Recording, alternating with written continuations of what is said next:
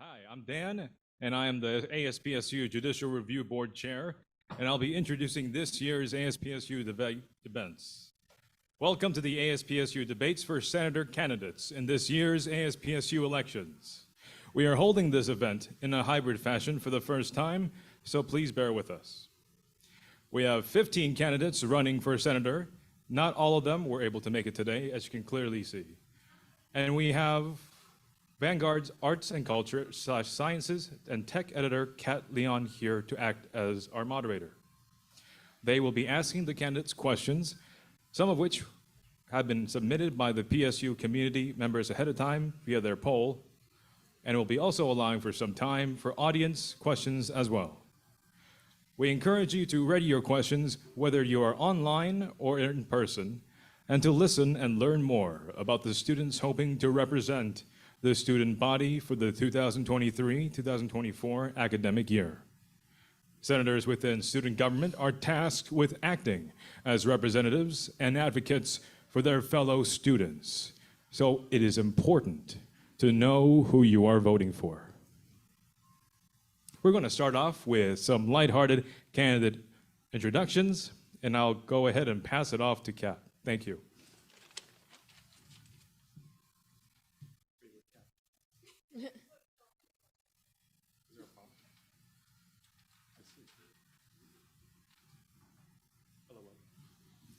Okay, continuing on. Candidates, please briefly introduce yourselves with first, your name, second, your pronouns, third, major, and fourthly, and most important, why you are interested in running for student government.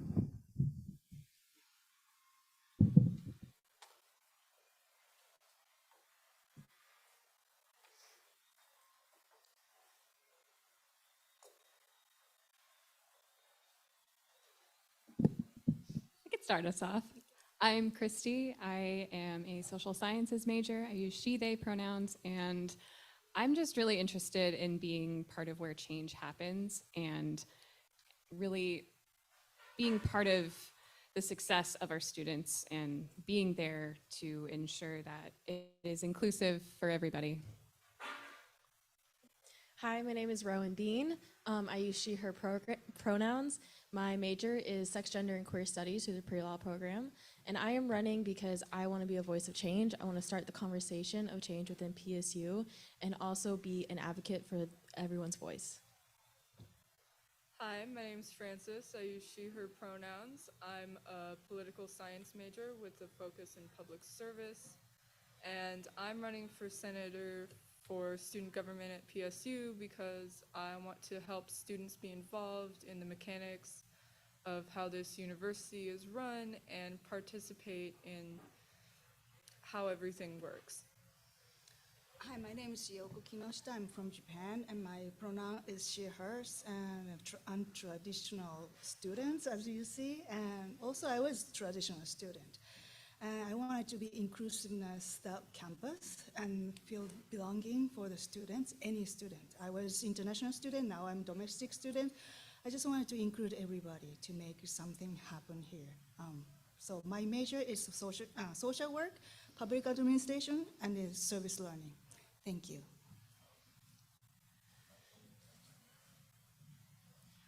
Thank you, candidates. And now, Kat will start off with questions. Please make sure to keep it brief so that your fellow candidates have time to participate as well. Hi, candidates. This is Kat. First question, why are you interested in being a part of ASPSU? Why specifically the position you're running for?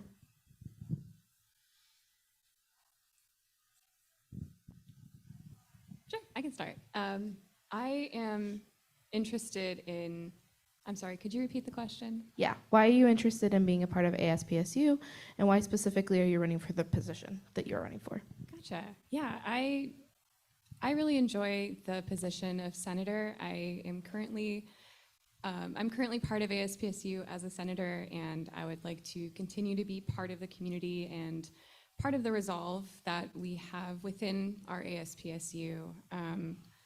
I am very new to government, and I really like to learn more about how to get involved and how to initiate others' involvement within government. I am running for Senate because I strongly believe in leadership here at PSU, and I also, I've been in multiple student government positions throughout high school in which that most students were not also participating in the student government, so I would love to be a part of ASPSU because I hear amazing things and how everyone works together, and I would love to be a part of a student government that is in that type of community. And also the community within PSU is also so supportive of students and the success of students, and I would really love to be a part of that and make change within this. Hi, I'm running for ASPSU because I would like to help better represent the students at PSU to the student government, and because I would like to help other students have a voice in their community and how things are run. This is my first time applying for any kind of student government position ever, but I really wanted to step up and be a leader and take on the responsibility of making decisions for the community. I'm running for a vice president and senator and student fee committee, and I was in the student fee committee. I really appreciate Lenny and all people helped me to grow a little bit and I have a little bit encouraged to be a director of global community right now, and I'm really enjoying the event. And last term event was 115 students show up. Hopefully we have more students show up this month. And also I finished my PACE program, post-secondary education and degree and a master degree, and wanted to work in higher ed. I'm trying to apply for the real job on campus, but it's nice to have those when I'm finishing up my social work program to be more close to the student individual, and then also in a macro way to support, and then like a community and then higher ed and combine. So I'm doing a public administration because of that. So my heart and my like a life mission I feel right now is any way I can involve or learn from this environment. I want to be part of it. That's why I'm applying for it. 3 positions right now. I really love to support students. As you see, I want to make sure they are all fed, and I want to be comfortable and feel sense of belonging. So anybody, like a domestic student, international student, transfer student, everybody feel this is home for this when they're finishing up. That's why I'm here. Yeah. Thank you. Awesome. How do you deal with conflict in a group setting? How will you foster a student government environment that represents and supports diverse opinions, including those that differ from your own? Okay, I can go first then. As a conflict, it's always nice to be listening, I think, and then try to understand other ends. And everybody come from different background. So I try to listen and understand them and celebrate the differences. That's I'm trying to do in a conflict resolution. Thank you. I think when handling conflicts, it's important not only to listen to people's backgrounds and understand where they're coming from and why they feel the way they feel and why they've taken the actions that they have, but also to understand how it relates to the principles of the space you're in and your rules for how people are supposed to interact. I agree with both the other candidates that making sure the other person feels heard and listened to is very, very important. I have been in situations where there has been conflict between a decision to be made, and when it came to that, we just had to come to a conclusion. Neither one of us felt okay with it, but I guess that's kind of what happens when you're coming to a conclusion about something.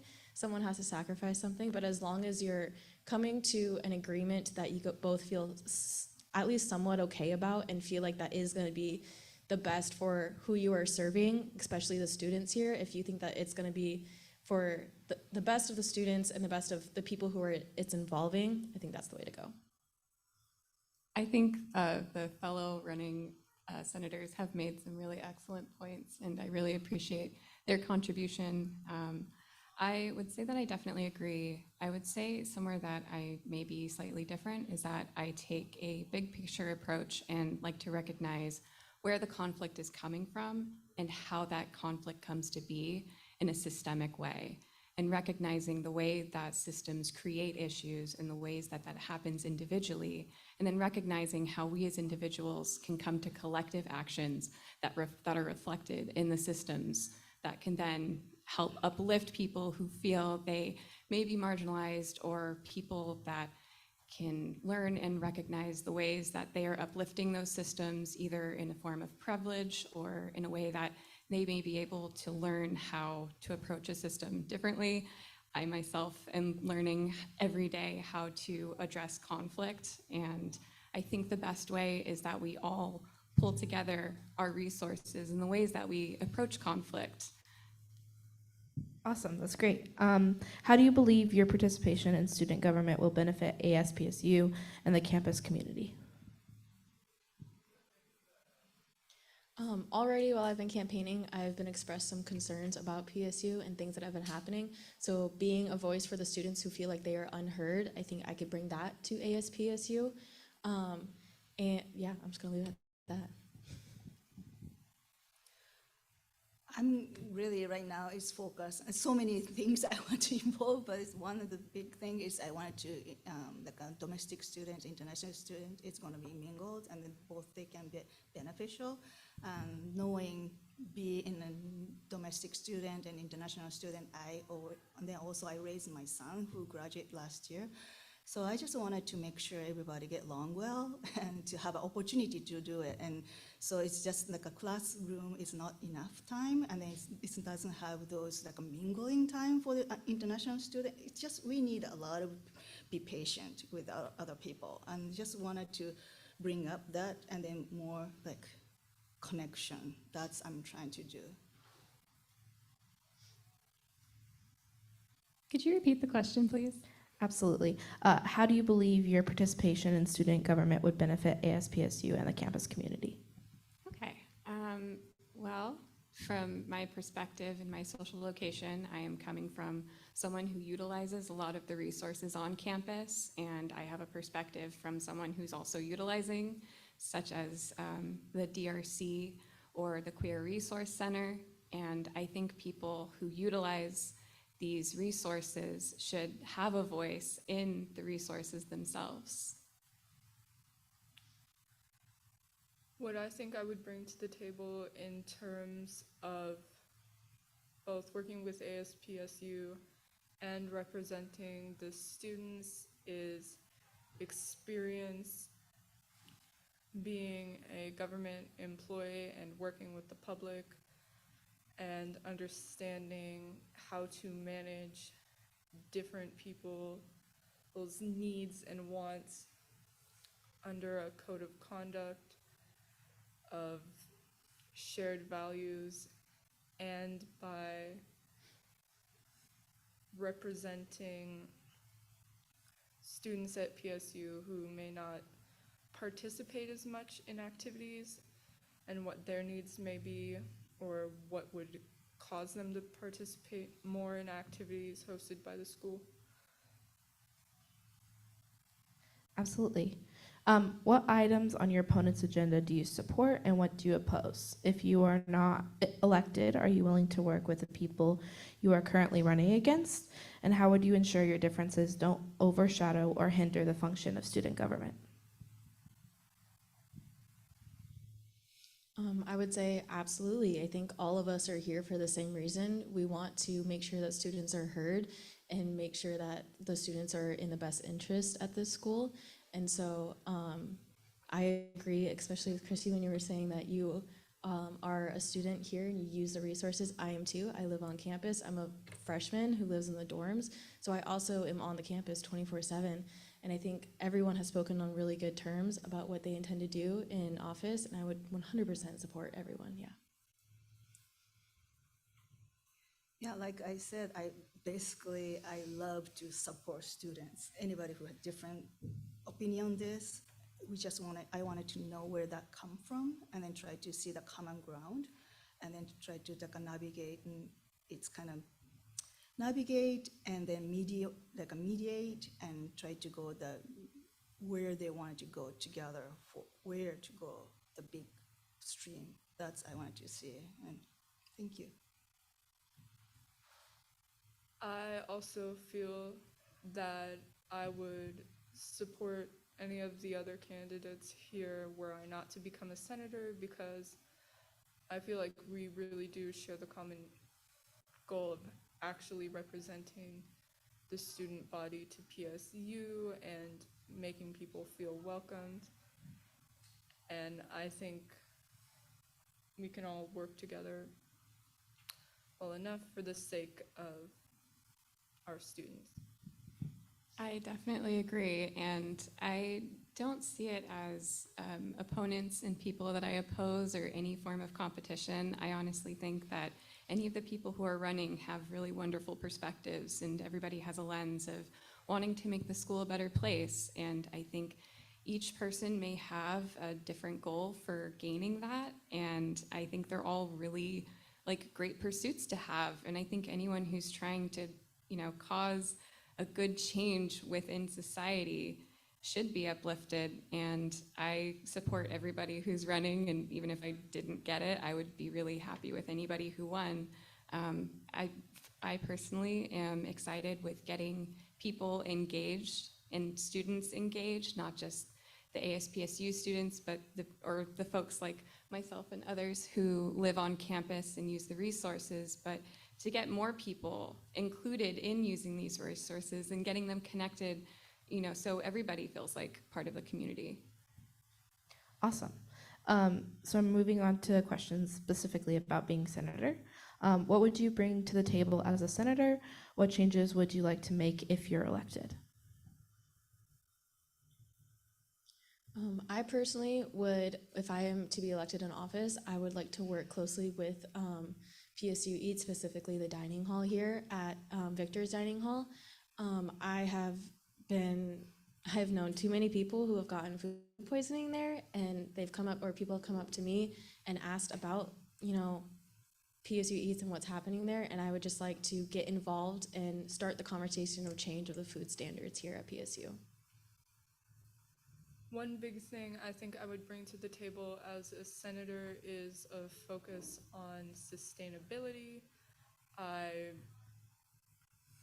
care very much about sustainability, and I always have, and I think I would connect that to Portland State by just wanting students' voices to be heard about how the university could shift to more sustainable practices, such as, for example, having reusable silverware and plates in the dining hall, or having a bottle drop machine on campus, and other things that would really make PSU an example for the rest of Portland in terms of environmentalism.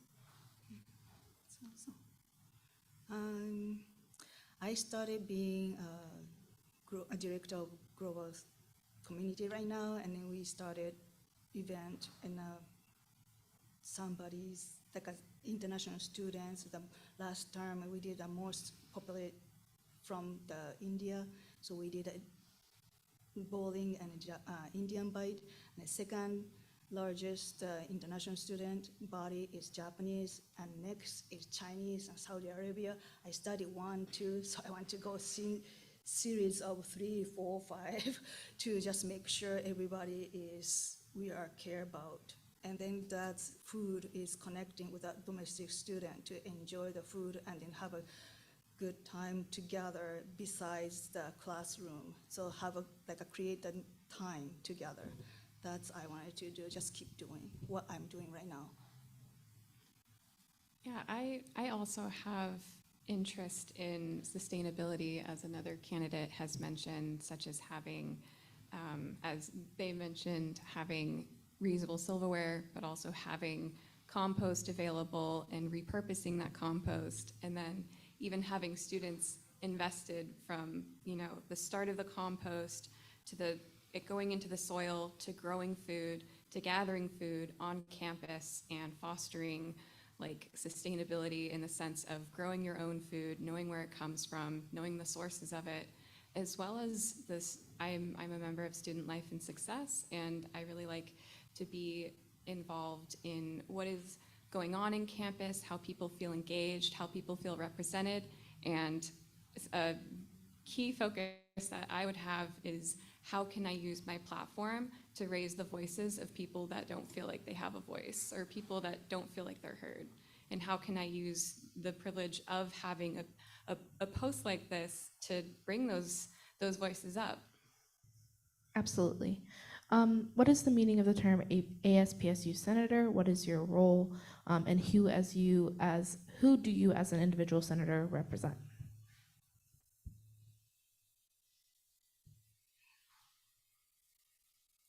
I think we have all mentioned once or twice that we are a voice for the students, and I continue to be that. Ever since announcing the campaign, I've had multiple people just come up to me and ask me about things, and I feel honored that people feel comfortable talking to me about issues. I feel like when it comes to student government, especially me, I felt intimidated to go up to certain people and just complain. And so I want to be someone who people feel comfortable with, to feel as a friend, as an equal, and not just a higher up, a student government official. I want to feel equal to the students so they feel comfortable talking to me about their concerns. I fully support that and definitely agree, and I'm coming from a very similar perspective that government should be accessible, it should represent the people, and there shouldn't be any barrier of intimidation or any barrier that someone feels like they don't belong, and that everybody belongs in government. Everybody is a political body, and to really get people passionate about being involved is so critical. That gave me goosebumps. That was good. Yeah. Yes, just like the candidates before me said, I think that what being an ASPSU senator means to me is representing the student body, especially people who feel their interests are not already represented within PSU or student government, and it also means taking an active role in the way things are run at PSU and taking responsibility for having the ability to change the things that you consider unacceptable. Yeah, it's just everybody say. I think similar things is I want to be a pipeline for the students between all, like a faculty or staff or community, and also kind of I want to be like a mom on campus. That's I want to be. Thank you. I can vouch for that. As someone who's met Yoko and worked along with her, she's a very wonderful wealth of resources. Thank you. Awesome. Statistics show that PSU has had an enrollment drop over the past couple of years, and it's likely to continue. How do you plan to manage operations if there is a decrease in enrollment amidst increasing tuition?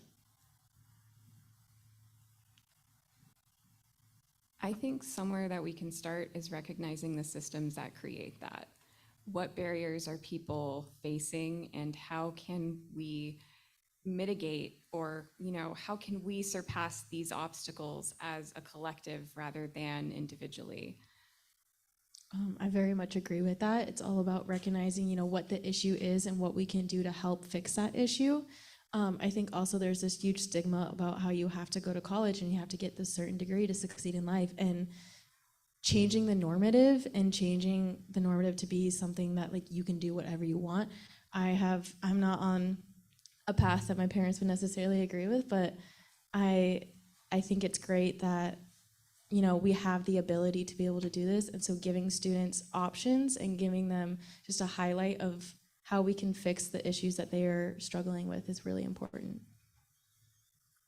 I also agree that it's important to focus on the systemic aspects that may cause an enrollment decrease over the years for PSU, and trying to figure out how to prevent that and what may be discouraging people from enrolling here. But at the same time, I think a way to deal with the increased tuition that might be caused by such a thing would maybe be to get as much information as possible about scholarships that are already available out to students and try to make it as easy as possible for people who are eligible to get scholarships, and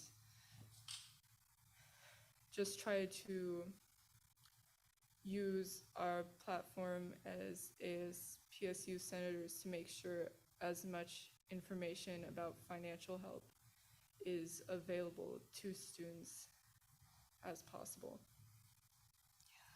Being a university studies mentor for 7 years by now, and try to get all resources for students and a job, and I learn a lot from myself too.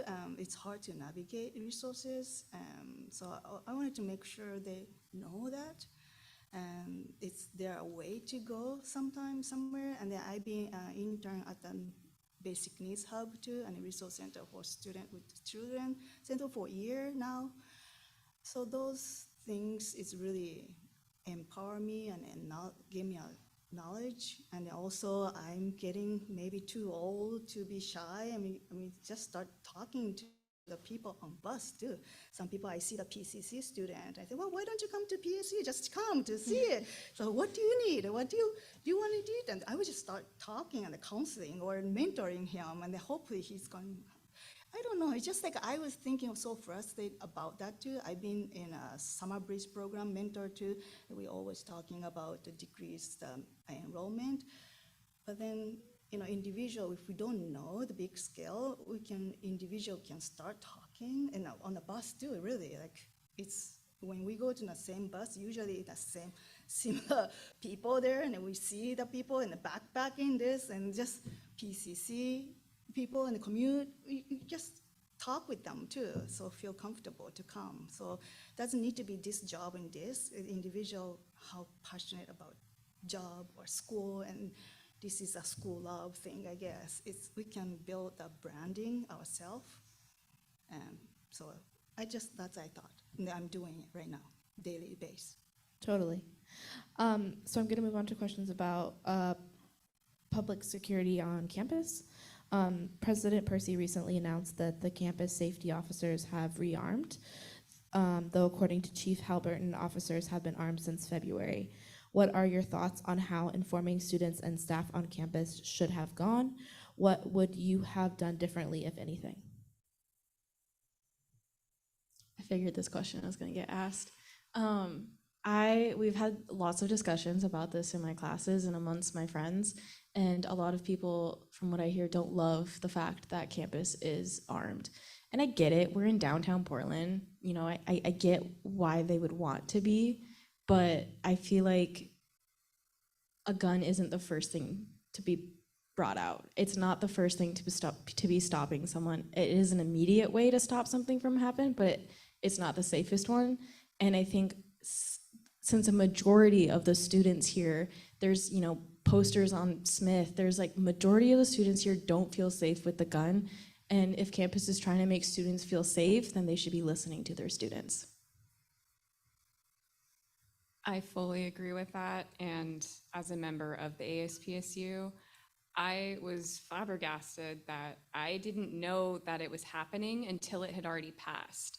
And why is that? Why don't people know about these things that are happening? Like, why aren't we included in the decisions of violence and oppression? Like, I don't think we should have armed people on campus, and I think that the need to have an armed presence is just an extension of racism that is further oppressing students and people at large. And I think the fact that we didn't get a say in it is just an extension of marginalization that is suppressing the people's voices.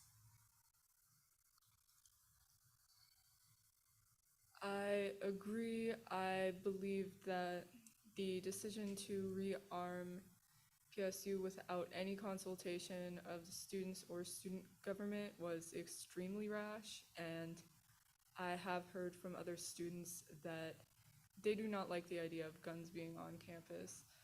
of armed security guards being on campus, and that preventative and nonviolent measures for security, such as the pre-existing emergency posts that people can press that we already have,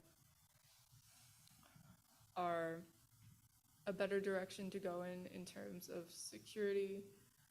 And I really think that just it was not an honestly made decision. That's a really challenging topic. Yeah, I hope, I don't know, it's just hard to say things. Somebody who armed and somebody is protecting, doesn't have any armed, then somebody have armed, there are consequences there too. And then I had a student in a mentee, one of the mentees was talking about she was trying to stop her family thing, shooting each other brothers. And then she called the police, and police couldn't do anything because no armed, and they're armed shooting each other. So that reality is happening, and then it's hard to say. And then hopefully those that somebody who have guns on campus have trained and educated about how to use it, or how to, it's just education for them. So not going to be like that going to against student or anything. Hopefully that is a protect us. So that's, I'm hoping.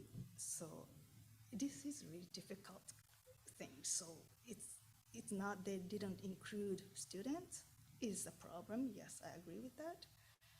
Because talking, but then sometimes they maybe has to decide right away to save somebody's life. So those are emergency decisions, and then talking is a balance is really important. So that's, I'm just saying this way. I cannot say anything myself. That's how I feel, how I feedback about situation, what I know. Thank you.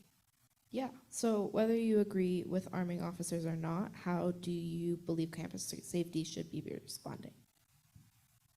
I think the first thing they should do is ask the most marginalized voices. I think the first thing that they should do is ask people of color, how do you feel about the presence of safety on campus? Do you feel safe, or is that extension of safety just codified racism? And I think more people that aren't represented or don't feel represented should be part of the decisions that are being made. And I think the fact that they weren't included in the decision is a huge issue. Yeah, I don't think you could have said it any better. Asking the people what they want. If, I mean, campus security is here to protect the students, but the students don't feel protected if campus has a gun on them all the time.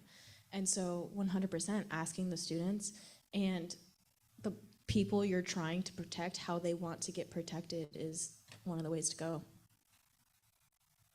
I agree with the previous candidates in that asking students, especially the most marginalized, perhaps in some kind of formal survey or vote, would be the best course of action in terms of gauging their opinions about rearming PSU, and also reframing the discussion from, you know, either with armed security officers you have protection, or unarmed security officers you don't have protection, to who are you bringing, who do you feel you need to be protected from? And maybe ask the question of, are the people who claim to be protecting you people you need to be protected from? Yeah, I agree with that, all candidates. And then I also wanted to add it to is, like, again, go back to the training, education, or like a system to, I mean, the police security officers are all different race too. I noticed that I've been, introduced. So hopefully they have like a pair up with different race officers, and then hopefully they have a train, educate about those situations too. It's like education training, and then how managing with the like a mix with the officers, like a rotating, how they put together, and so hopefully go in that direction. So you won't have, I don't know what is better way, but it's just a step by step. It's just changing things, how we manage, like how they manage the people to in office, campus office too.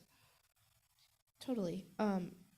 As many of you have noted, many students have expressed concerns with the rearming of CPSO on campus.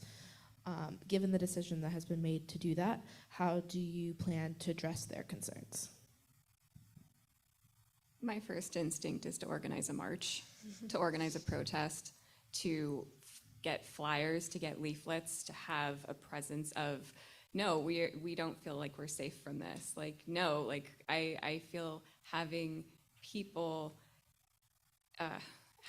engaged and having people informed is a huge step, and having people know what's going on and how they can concretely voice their opinions. Because, you know, a lot of people just, they feel angry or they feel some kind of way, and it just kind of goes into the void. It doesn't really go anywhere. But to be able to create an actionable plan to address their concerns and to unite the students and to have a real presence of what the consensus is of the student body and not just the people that are making the rules.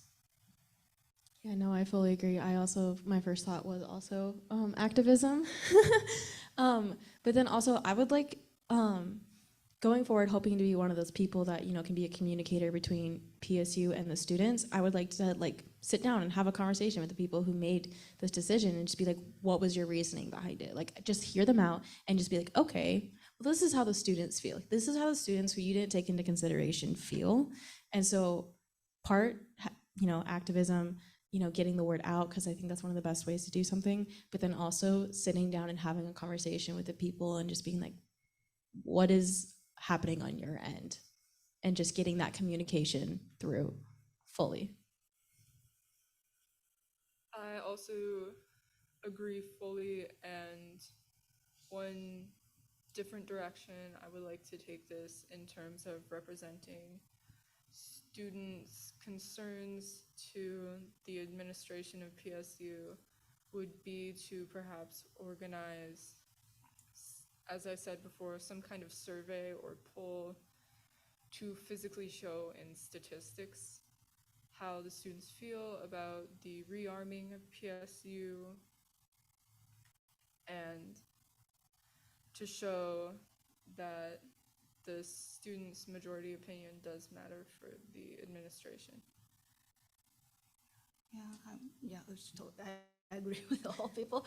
Then adding is, I'm just thinking aloud. Think right now is just combine what I'm hearing on campus, different places. And like I said, I'm in our social work program. They're talking about paid internship, and then there are other local community. They do the police with the social workers go places, and then to try to be like a team group to go to help. And so don't try not to like a stigma about the enforcement, then just social worker go there to help them. So they can do on campus, be possible to. There are so many social workers candidate on campus. We have only one state universities have social work program, and they're huge program. There are so many people wanted to have a job and paid a job. And so they can combine with that too on campus. So they can go team with the social workers and go places to help students. That can be possible too, I thought, right? Absolutely. If change doesn't occur, if the administration decides not to listen to the students about rearming, will you still work with the administration on other issues? If not, why should students consider a dysfunctional ASPSU relationship with administration on other concerns acceptable and responsible? I don't think people should lose hope that just because one decision was made, that PSU in general is just gonna make the wrong, not necessarily wrong, but a decision that not everyone agrees with moving forward. Because I do believe that Portland State does make some good decisions for right reasons. And so we may not always agree on the answer, but I think I would still be willing to work with them, because at least if you're coming to a compromise, like, you can't make change if you don't work with someone. So working through it and getting to that point where you do feel heard, I think is really important. I would also agree and say that I would not want to break off communications between ASPSU and the administration because of the decision to rearm campus security, simply out of necessity, because I feel that our function as members of student government would be rendered useless if we did not communicate with the university on other matters, and also to keep open the possibility of revising the rearming decision or changing it in the future. Totally. And then I'm thinking about, it's like a administration and student is supposed to, like, goal is the same. It's like a thrive the PSU, and for students and somebody who work for the administration, they love to hire ed or student or something. They have reason to be here too, and the student wanted to be here too. So it's just goal supposed to be the same. So just like how to approach is different. Then we have to see where is the common ground. Is it both understanding? So hopefully they have a good communication and maybe long-term or short-term and both. Hopefully we are seeing the same goal and how we can solve together, like collaborate with administration and student. Hopefully it's not going to against them or not hard or not. I just hopefully that collaboration is important, I think. Yeah, I think it's really important to hold space for the uncomfortable in between, and that change doesn't happen immediately. And it's easy to throw down your hat and stomp on it and say, this is injustice and this isn't right and we need to change it. But it's like, yes, it does need to change, but by stonewalling and leaving an institution isn't going to cause that change. And holding space for that uncomfortable in between, and to recognize why it's uncomfortable, and to really unpack that, and to really understand the nuances of why that is. And as another candidate has mentioned, like utilizing the workers or the social workers on campus, the people who are majoring in these things, and having our resources located towards, like, maybe uplifting the voices of students who are majoring in conflict resolution, maybe creating another,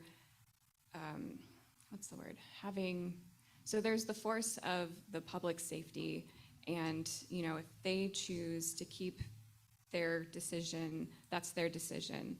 But who's keeping us from uplifting our own student governments and uplifting people into positions in which we could rely on each other and rely on community and not rely on the cops or rely on public safety?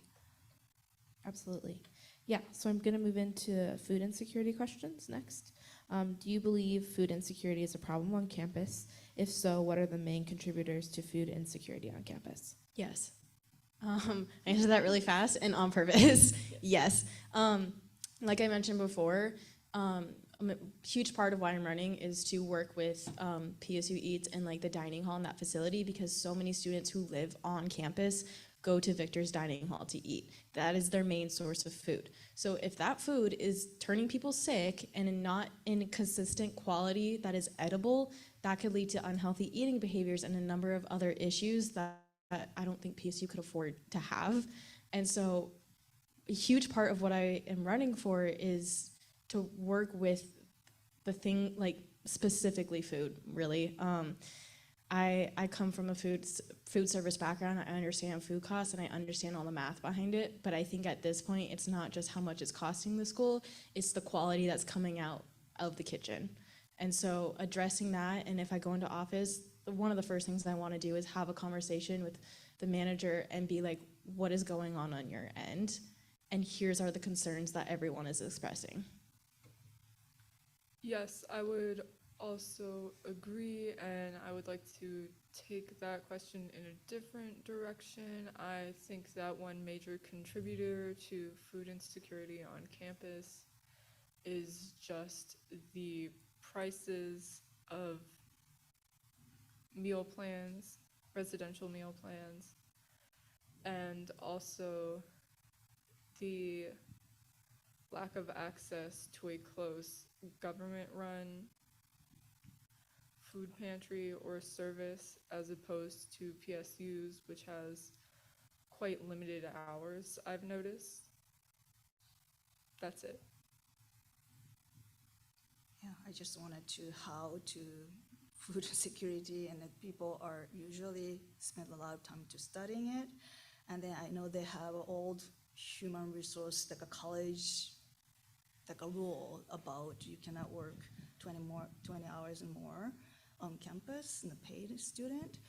But then now society is changing, and actually that working on campus helping people to have the money income, then make a time to study here. So it's just society is changed. Hopefully, some HR roles can change. That's I'm hoping. So then, I mean, a lot of lack of staff, like right now, but then if they hire more students, maybe that help both ends. That's I've been thinking about it. That's I'm thinking right now. And then they give me more little bit money, and then they have more like food pantry too. It's how we can so many lines, and I'm one of them too. And why is this? And then I'm working for free too. Other people get paid or not.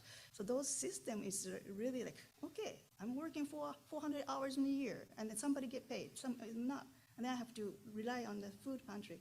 I don't think this is justice. That's the thing how I can bring up, and so we can eat and study. Yes. I fully agree with my fellow candidates, and I really appreciate the passion that they speak with. And I definitely agree, like food insecurity is a huge issue. And a lot of the issues that happen on campus are extensions of the symptoms and the issues that are happening societally. And recognizing why that's happening on PSU campus, people can also recognize how that's happening in the USA or in the world, or in having people who are impacted by food insecurity, who feel empowered to do something or to make some form of change or to feel connected to resources or to be actively connected to resources, such as, we have a campus garden, we have access to growing food, we have farmers markets. Why aren't these things working? How can we uplift these things and to make them work for our students? Absolutely. And some of you touched on this, but in your role, how would you work to address the issue? Please provide specific and measurable examples. I think an extension of that is interconnected, because these things are all intersectional, such as the sustainability issues within dorms of having reusable silverware or having compost, and that compost goes into the ground and that ground grows food. And I think if more people were connected from start to finish on where their food comes from and locally sourcing it and knowing the importance of it, and also fostering that, because a packet of seeds is super cheap. It's so cheap to grow food. And why aren't more people growing food? Why isn't the campus more sustainable? How can we make the campus more sustainable? And how that sustainability also ripples into food insecurity, and that the US doesn't have the amount of food we have is a great injustice to the amount of food that is going to people who need it. The US throws out so much food, and why is that? Like, what's happening there? So how can we address the issues in a systemic way that we can allocate those resources in meaningful ways? I fully agree with that.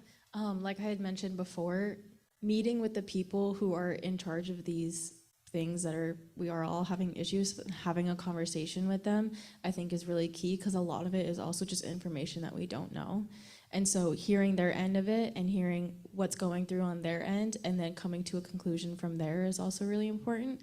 And then like, for example, when it comes to like the food pantry being limited hours, if it, I hear people complain about that as well. And if it's a matter of like, hours of operation and not having enough employees, then hire students to work in that. And just like having more opportunities for student jobs within the food industry here at PSU, I think is also really important, because not only are they getting paid, they're also, the hours of operation for this food is open longer for all of these students, because sometimes the dining hall isn't always open at the best hours for the students, especially during the lunch area. Students have class in the middle of the day and can't go to eat lunch. And so employing students for all of these things not only gets them paid, but also opens the hours of operation for all of these.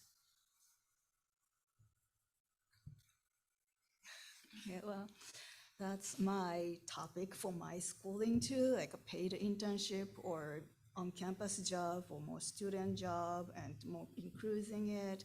But we always need a finance. You have to get like those like how to finance. And then I've been in a student fee committee member too, and there are stock of the money too. Just how to use the money is not working. So I just really, when I was start doing helping be a vice president campaigns, what I felt so kind of goosebumped is somebody said, well, I can do this, I can do this, I can do this. It's like a short amount of time. Everybody something they can do, they are doing it in teamwork.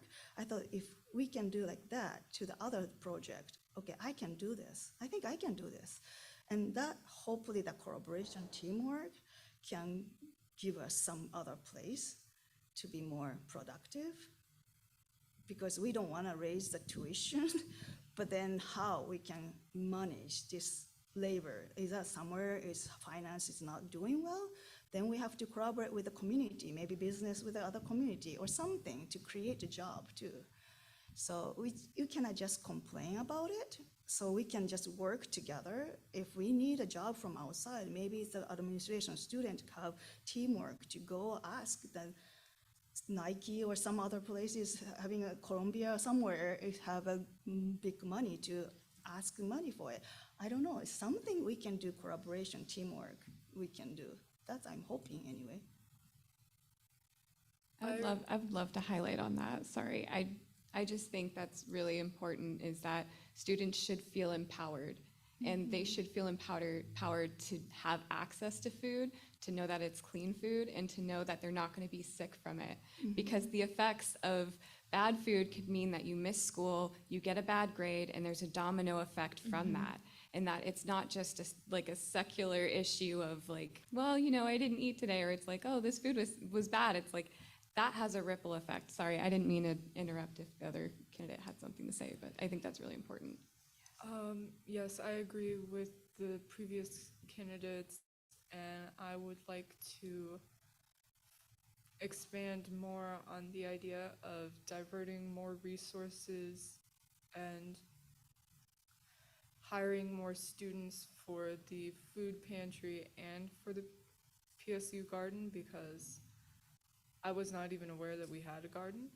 And because I feel that, like Yoko said, it's also important to involve students in helping create their own resources by like hiring people for the food pantry so it could be open longer and more often would not only help people who need to use it, it would also help other students by giving them jobs, and how focusing more on Portland State's garden would not only help the sustainability angle with diverting compost there and making sure food doesn't get wasted by being transported there, but also by helping the university produce some of its own food.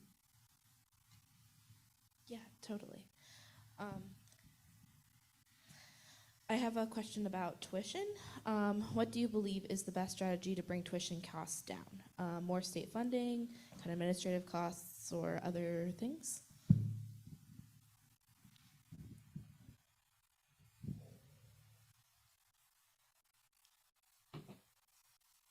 I wanted to be like more connect with internship program, or like somebody with a student go out to have a real job. This bridge between college and the outside, to have more bridge so they can earn the money themselves, or they can maybe school can be more like training, more like a focus on training, so we can send the students as a PSU student is really be trained for some specific, so they can collect the money from internship.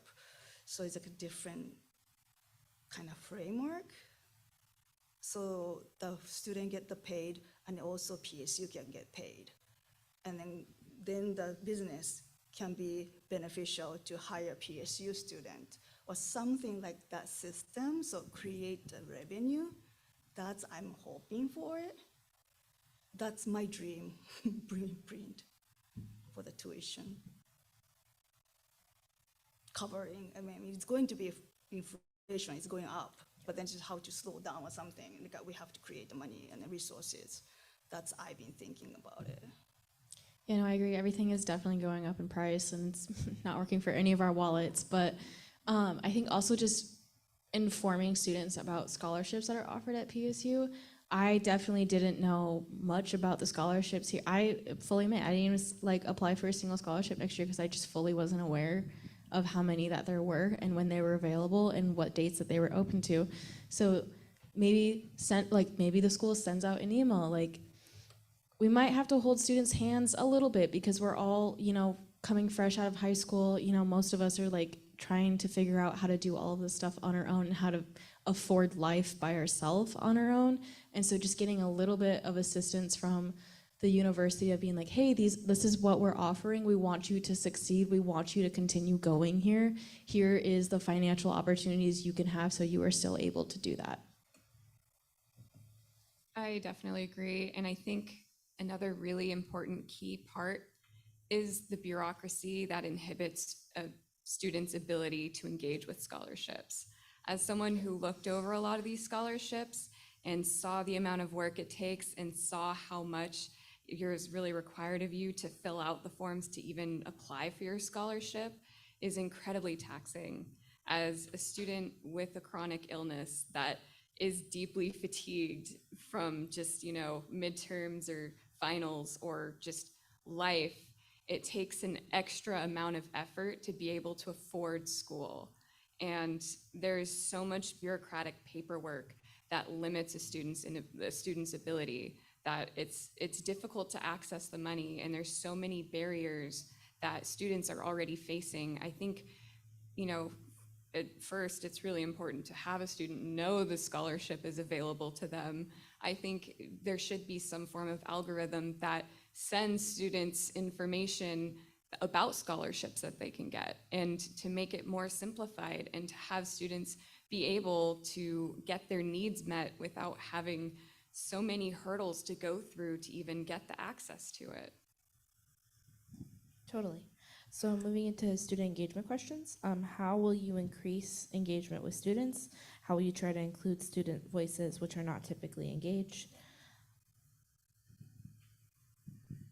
I think that one way to increase engagement with students who are not typically engaged in university-led activities would maybe be, first of all, to just make sure that knowledge of activities the university is hosting is plastered as far and wide as it can possibly be, and send out emails, make posters, put it on the community events website.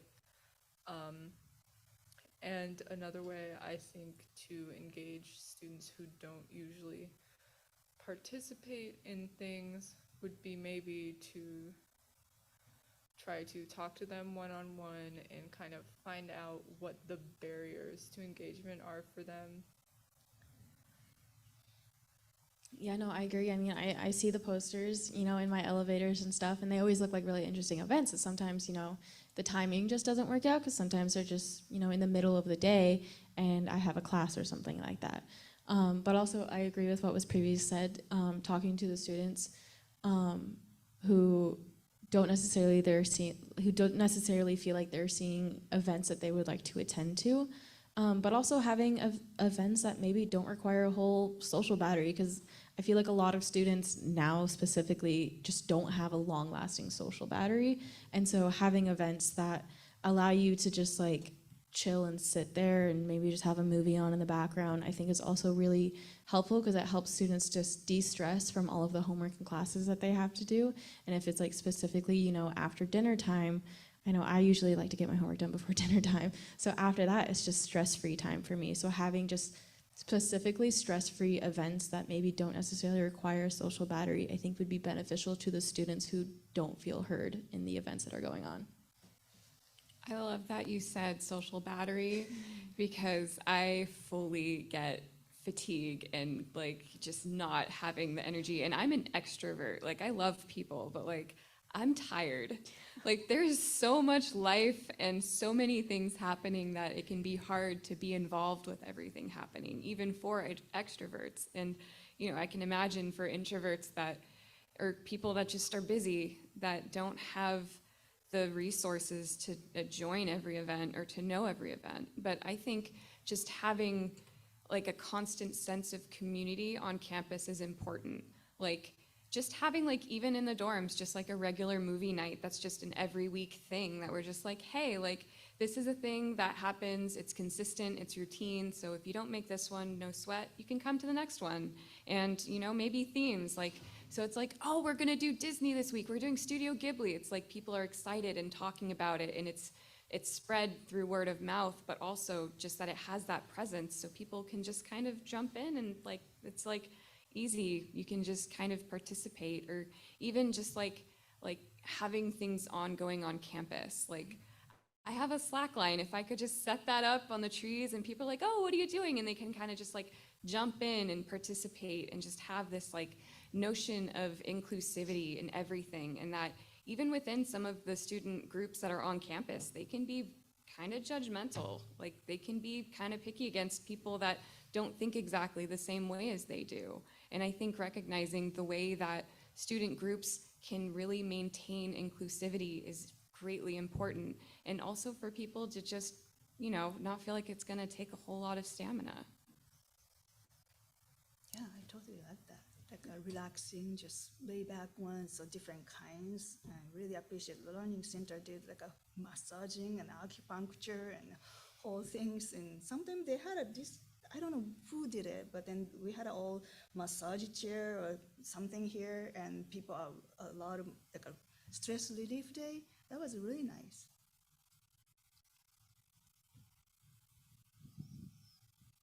Amazing.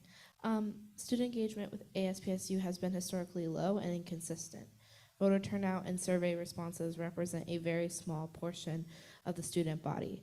What specific and measurable plans do you have to ensure students have input and involvement with student government?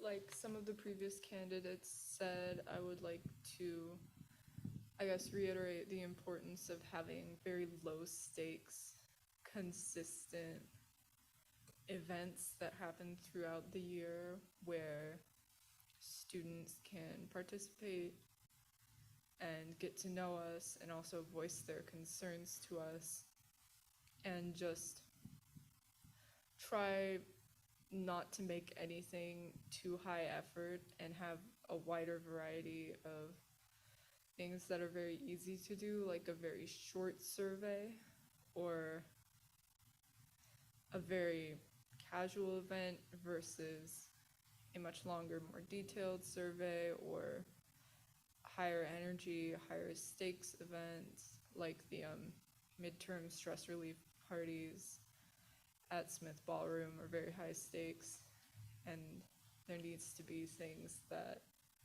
are very different from that so other people can participate.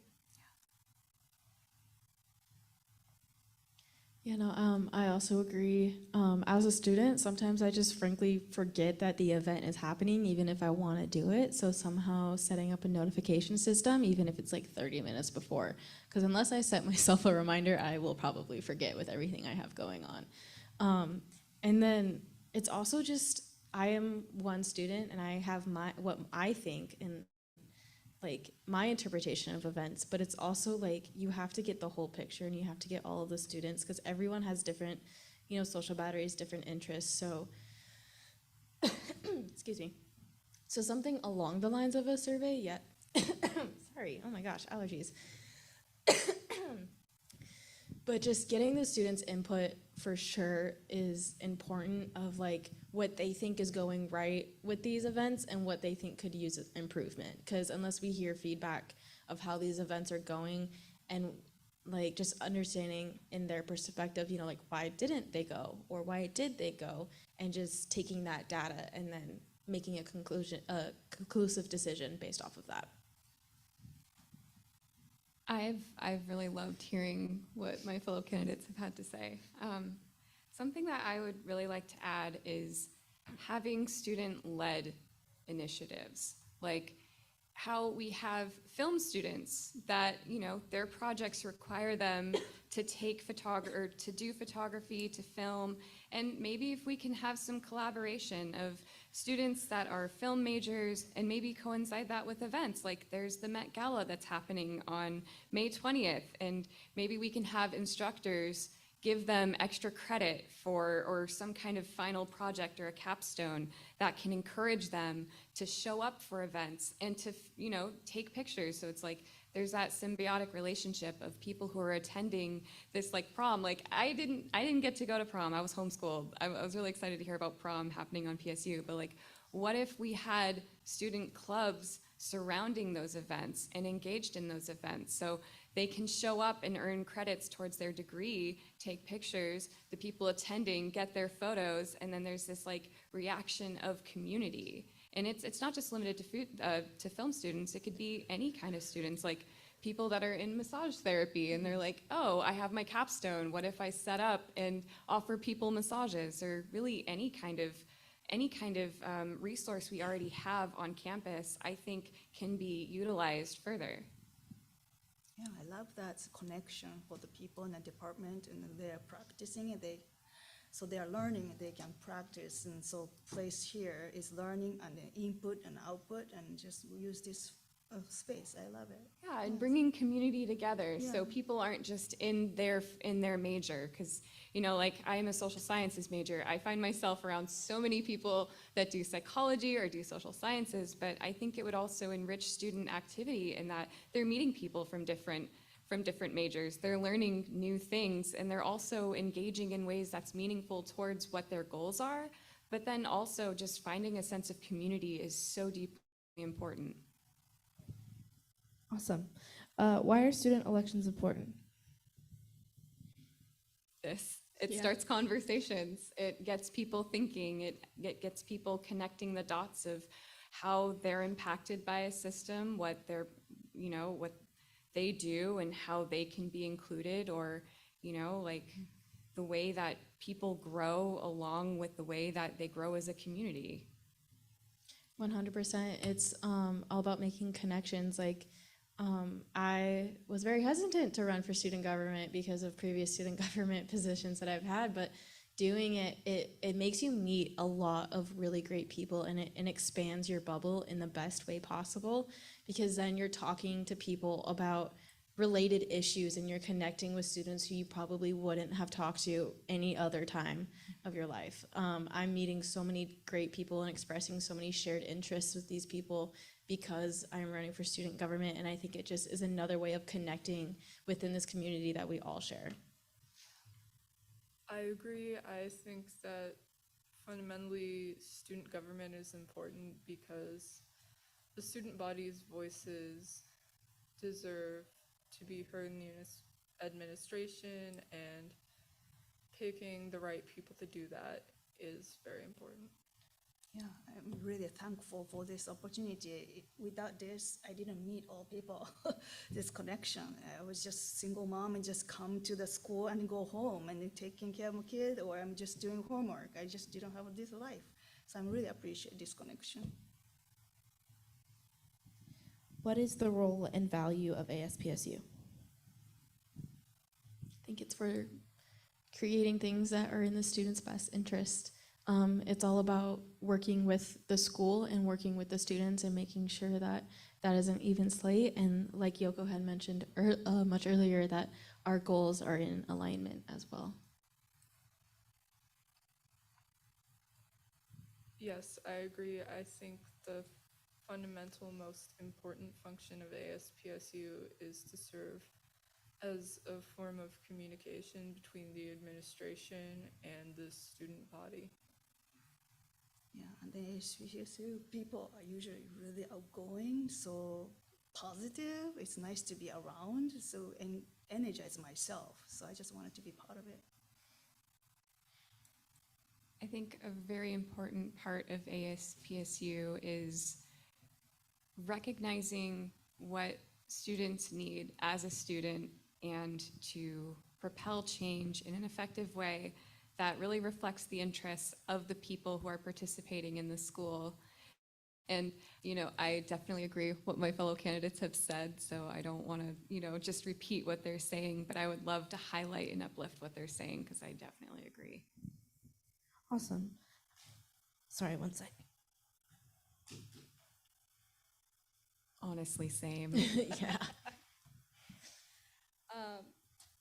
How would you branch out of your role in the ASPSU to represent students on a local and statewide level? Well, I live on campus and in the dorm, so I feel like I have a pretty good distinction on working and hearing students that are within our local community. And then it's also, sorry, I don't know where I was going with that, but living on campus and living in a building where it is a community, you get to hear things that you probably wouldn't hear on any other day-to-day basis, with your normal friends. So I think living on campus for me and living in the dorms and just the dorm life has really helped me get on the local level for sure. And then statewide, I'm an out-of-state student. I'm from Alaska originally, so on a state level, I don't know very many people outside of PSU, but that's not going to refrain me from not doing that, from not getting to know people within our entire community.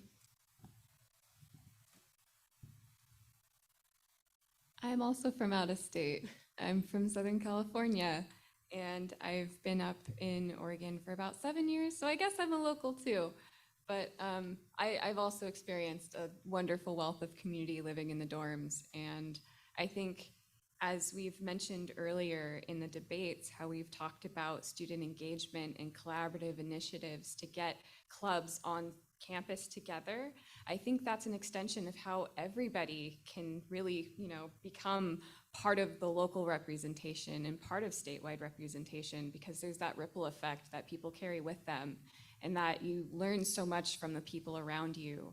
And that collection is intangible to the effects that we make in the world. So even on a local level, that you can just, walk in your dorm and you say hi to somebody on the elevator and you go down and you're like, oh, did you know about this club that's happening? And then that person connects it to another person. And then being in the government and being part of connecting and making those connections, even on a macro level, aside from just the micro interactions, I think is really important. Could you repeat the question again? Yes. How would you branch out of your role in the ASPSU to represent students on a local and statewide level? Well, I think one way that I could represent the interests of PSU students outside of ASPSU would be through local activism and communication with the city government. As I've previously mentioned, I am a City of Portland employee. I've been a lifeguard for 5.5 years, and I've lived in Portland my whole life, so I feel like I'm really entrenched in the community and connect with a lot of people in different parts of Portland, and yeah. Me is how to, I'm thinking about how to connect the local way in international way. I wanted to connect with the Japanese. For me, I'm from Japan, so being in a Japanese university too, how I can connect with PSU to more. We have a lot of students from Japan too, but how we can do more together. Not just come here for studying it, how we can involve with the student government level too. That's, I'm thinking about it. So how we can do all the hopefully that we not just Japanese and maybe different countries that we have a student from, and how we can do in a student government level to connect, working together. That's, I've been thinking about it. Amazing. So now we're going to take questions from the audience, I think. So, yeah. Dan. From Alaska each day. Very long. About 3.5 hour plane ride. Speaking of commuters, I don't know how to exactly phrase this question, but like, how would you engage commuter students here at PSU for like engagement wise? Like, I don't know, for instance, like parking passes like $400 per term. So I feel like a lot of people don't show up on campus a lot, especially with classes being hybrid. That community like engagement doesn't really entice people to be on campus and willing to like go out of the way to do that. And also, side question, how do you feel about hybrid and strictly in-person classes? Like, how would you go about doing this? Because a lot of people enroll at PSU strictly for it still being hybrid now after the whole COVID thing, and whether it should stay that way or whether we should go back to in-person, strictly in-person classes for more engagement and like learning quality. Like, how do you feel about all of that?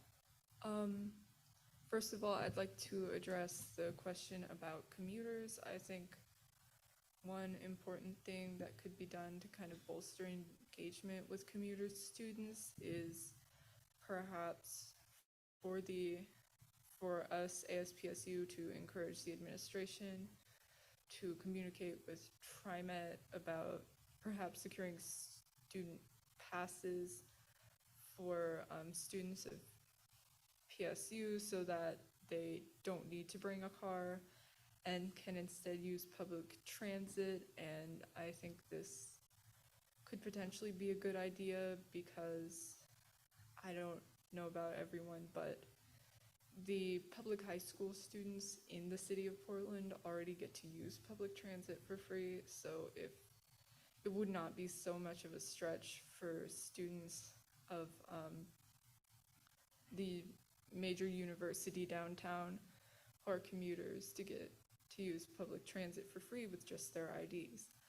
And about the COVID and hybrid and in-person classes, personally, I took all online classes last semester, and I think that having the option of hybrid and online classes is still a good thing because I literally got COVID for the first time in February of this year. So I think it should still be an option for people who need it, and we may be underestimating the amount of people who do need it. Yeah, I definitely agree with both of your answers to the questions. I think securing student passes for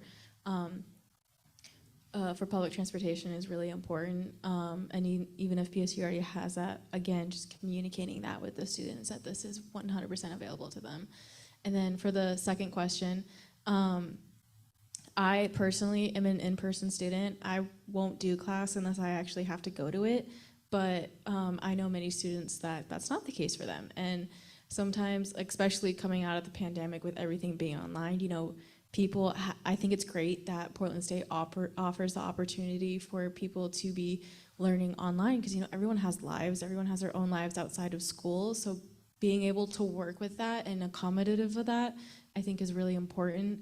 And even though it doesn't necessarily help with student involvement in campus. At least there are still students out there learning and getting all of their learning materials and degrees and everything like that from this university. So something that kind of came up in my mind as we're talking about engaging commuters and getting, people accessibility to riding public transit. What if our student ID also worked as a hop pass? So you didn't even have to know that you could get free, like, public transit with your student ID. Like, what if your student ID itself, just having that, you could beep it at the bus and you're golden, you're good. You can go and attend.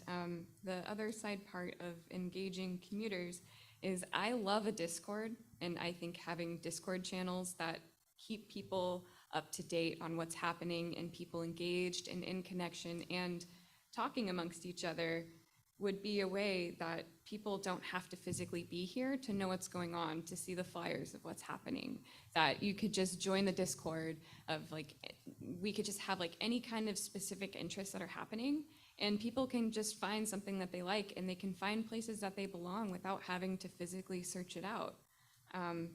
In the notion of hybrid classes, as I've mentioned before, as someone with a chronic illness, there are times when even living on the dorms, like, I haven't had this happen yet, but as someone who has utilized hybrid classes before I lived on campus, I think it's a really important aspect of maintaining accessibility for students that, such as someone who may have like osteoporosis, and the thought of riding the bus just makes their bones hurt, and they can't even think about being in class. And that if we only had classes that are in person, we have like whole communities of people that are just like, well, I guess that's not for me because I'm going to miss out or I'm going to need accommodations. But I think every class should have a hybrid option, and that if a student misses a day, they don't miss the whole lecture. They can just join Zoom and be part of the lecture and not miss anything.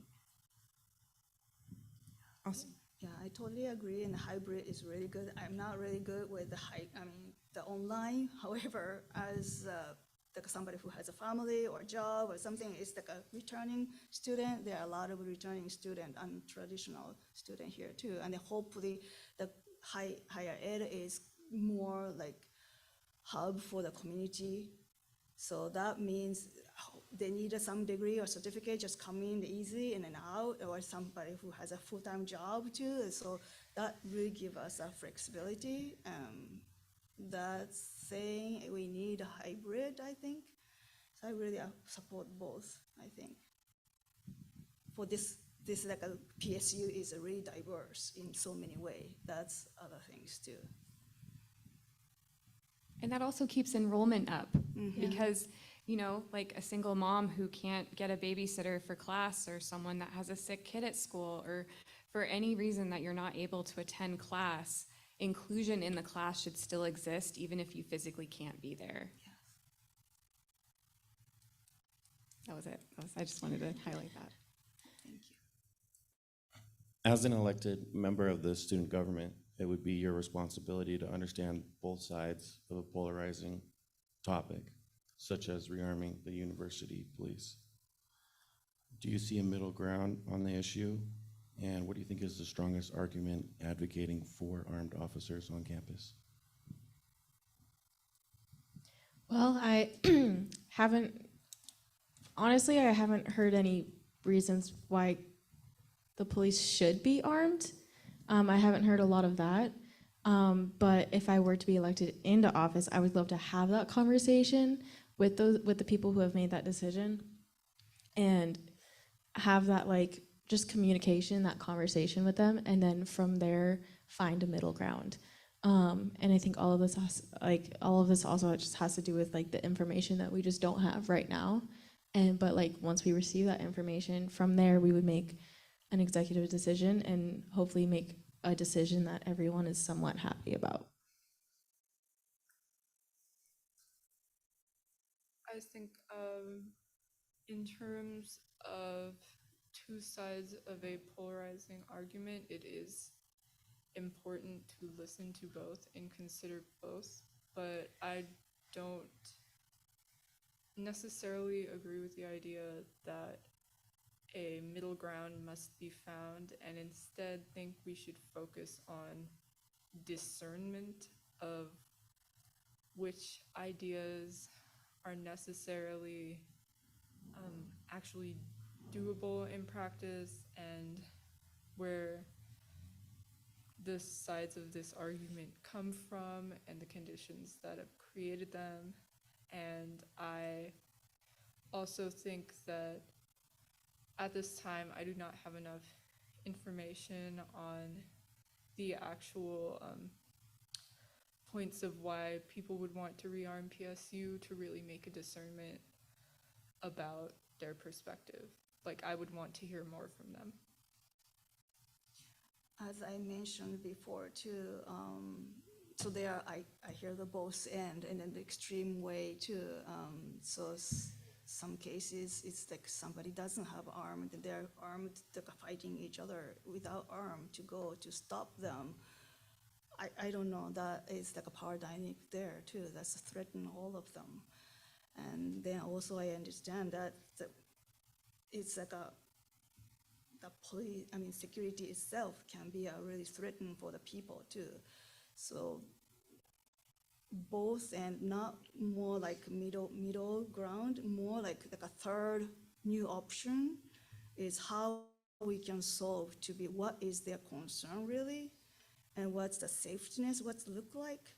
So that's going to, wanted to have like all brain can gather to, like I was mentioning about that, is like a police armed with the social workers combined to go places as a team or something like third option, so they can come up with a third idea together. That's I'm hoping for. It's not just right or left or in the middle or anything. It's just create something new. That's I'm hoping for. I don't have to talk, I'm just breathing. Okay. So I really appreciate your controversial question, in that it really informs people what they're standing for and what they believe in. I believe we currently are in that middle ground, regardless of individual opinion of what that means, that even that decision is made, and we all together, regardless of your stance on it, are all impacted by it. So I think it's important to look at it from a bigger picture, to look at it from the macroscopic and the systems that create and inform those decisions. And that I don't think there's really importance on an individual level to go tit for tat or to stigmatize what an individual stands for, but to look at the systems that are either empowering or disempowering. And I would urge people that, would encourage a police presence or would encourage their being armed to be invited to a conversation, and that we are not oppositional. Like, everybody all wants to have safety, and what safety means is different for everybody. Like for an officer, they may think they are safer by having a gun. Who are they safe from? Who are they meant to protect? And what is the real notion of safety? And I think if we look at it from a systemic way, we really can find the ways that we agree on, because individually we can disagree, but I think if we zoom out, we can find what we do agree on. Other questions?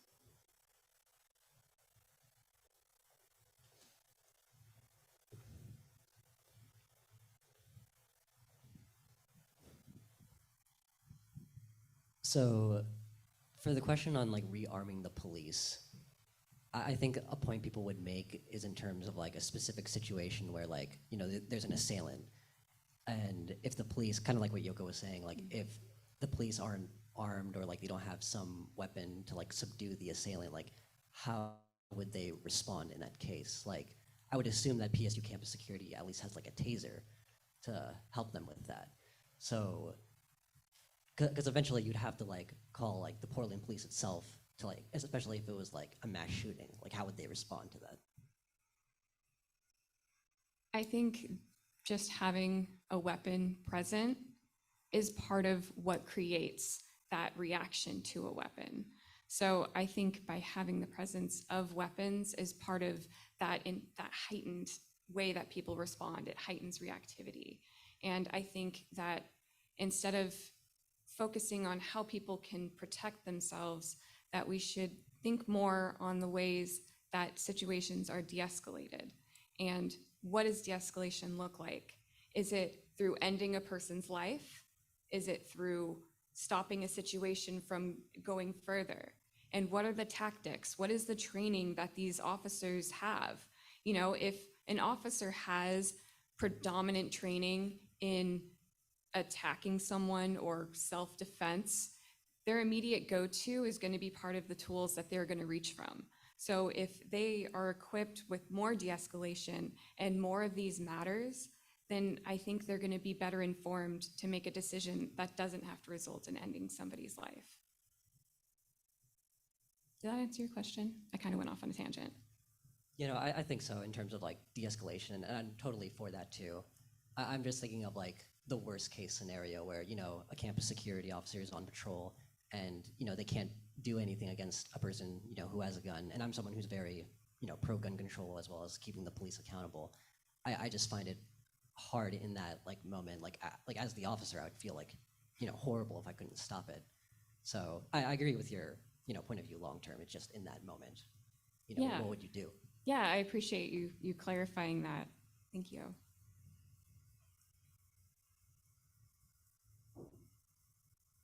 Yeah, I would have to agree with you of like coming to find a way where we can de-escalate the problem without the fear of guns involved, because I feel like for me personally, if I see a cop pull up with a gun, I'm more afraid of him with that gun than I am of the person who was probably causing the problem to begin with. Because for me, and I think that's how most students feel, is just like seeing that is just so scary, and just all of the horror stories that we have heard as well from things like this happening. And I think we should find a way. I've heard of like things of like, what's the word? Of like programs put in place that they are specifically called to de-escalate problems like this. That they are trained to de-escalate problems where there's no weapons or anything scary like that or anything to trigger someone there. And so I think involving some sort of training like that where you can just like physically talk to someone and de-escalate them, maybe talking won't be the best necessarily for the worst case scenario like yours, but again, reiterating my words, finding a way to de-escalate the problem without guns. I can't think of a set core plan right now, but having a conversation with, you know, trained professionals in this instance and would be the best route. Can I add on that? Yeah. I think something to give like a concrete way is that where is that person coming from? Like, where is this assailant with a gun who's going to shoot people? Like, where are they coming from? Does this person feel like an outlier? What are we doing as a community of people to prevent that from happening? Like, I'm definitely, like, I'm not saying like they're right, but I'm saying a way that we can de-escalate that is that people are so focused on punishment, but if we're punishing people that are trying to punish, it's like hurt people, hurt people, hurt people, and it just continues a chain. And that if we have more inclusion on campus, there's more of a community, there aren't really people who feel outside of that community who are, you know, antagonistic towards it. And when people are antagonistic towards it, I think that's symptomatic of a bigger systemic issue that's happening rather than just how an individual feels about it. Just as the way that a cop is going to pull for or reach for their gun and their training is informed by their own biases, but like, what is the training in the holistic way that they are trained as professionals to handle it? And what are we as a student body doing to prevent that? Like, you know, we have social workers, we have groups of people. It's like, you know, we can deal with these things before they become bigger, because before that person comes in with a gun, there are so many other warning signs that happen before that. And I think if we're connected as a community, we're able to better prevent that rather than to, you know, resolve that individual issue. like that too. And then like I'm kind of maybe repeating myself too, but then thinking and listening idea is like a combination, like a police, they usually go to the pair and maybe going to choose a totally different race background or something. So they both can be not just only one way to react. So just try to have both, something to balance out. And then maybe the police with like a social worker, somebody who has a different vibe, can go bring that place. So it won't like a focus on the weapon. So it's like usually like a two thing is emphasizing things. So it's just try to have a one representative about it. So it's like a more like a neutralize the system to the as a moving as a team. Maybe that help the force and law enforcement, and then also in those people who need help. That's I'm thinking about it. I do think that in the event of a mass shooting, it would be better for a campus security officer to have a gun. However, that is a hypothetical worst case scenario, and I don't think that our daily like policies for security officers should necessarily be based around that. However, I also think that I have some doubts about whether it would matter whether Portland State's campus security officers were armed or not, in terms of their willingness to put themselves in harm's way in order to help others and to actually intervene in a violent situation. I appreciate how all of my other candidates have talked about prevention, but also I think in the event of a serious emergency like that, what would be more necessary would be things like bulletproof vests and medical equipment, and also that would probably be something that would get the city of Portland's actual police force involved.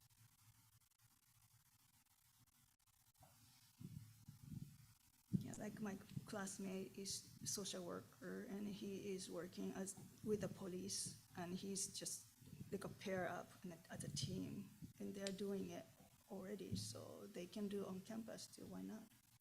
That's what I'm thinking.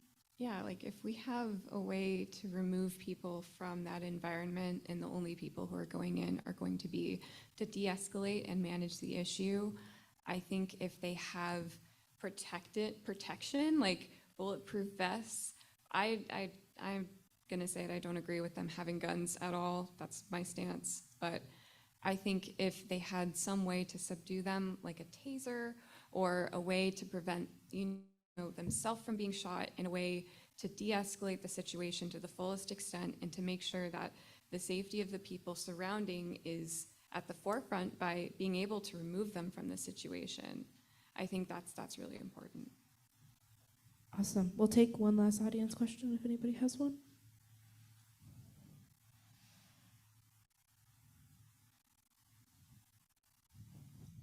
All right. Well, that's all. Thank you. Thanks everybody for coming, and thank you for our candidates. As far as I know, this is our first hybrid candidate debate, so thanks for being our guinea pigs. And catch this on the PSU YouTube channel, hopefully within this week. We're hoping to kind of use this as a way to, for those who are online students or who aren't able to attend today's debate, hopefully that'll be another chance that they can learn more about you all and be well-informed voters. So thanks everybody. Thank you. Thank you.